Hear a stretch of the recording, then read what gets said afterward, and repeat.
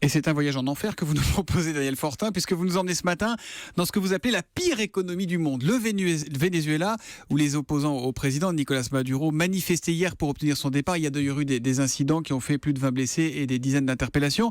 Il faut dire que sur place, Daniel, la situation des habitants est proprement catastrophique. Oui, on peut parler de désastre, Thomas, avec des magasins vides, des gens qui manquent de tout, du sucre, de l'huile, des couches pour bébés, des médicaments.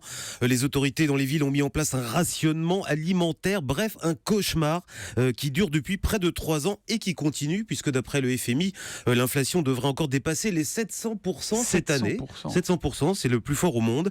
Et le pire, c'est qu'on parle d'un pays théoriquement riche. Rendez-vous compte que le Venezuela, on a du mal tous les deux, possède les premières réserves pétrolières du monde, 300 milliards de barils, c'est plus que l'Arabie Saoudite. Bon, mais alors précisément, comment en est-on arrivé à une telle situation malgré cette manne pétrolière et les autres richesses minières du pays? Eh bien, il y a un seul mot qui vaut, c'est gabegie. Vous savez, depuis qu'il a succédé à Hugo Chavez, Maduro a voulu faire comme lui, en utilisant les recettes du pétrole pour financer de très coûteux programmes sociaux. Et ce qu'il n'a pas vu venir, c'est la chute brutale des cours. À $50 aujourd'hui, le pétrole ne suffit plus à alimenter le Venezuela, qui en tire 95% de ses recettes. Et du coup, c'est le modèle chaviste qui est en train de s'écrouler. Mais on entend maintenant parler d'une possible faillite du pays. Est-ce que c'est possible? On peut en arriver là, Daniel?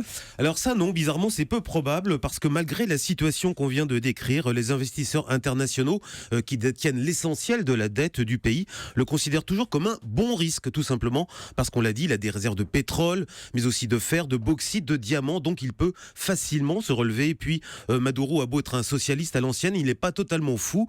S'il a mis son peuple à genoux, il sait qu'il faut continuer à plaire au marché et il continue à payer ses dettes. Merci les éditorialistes et à demain matin.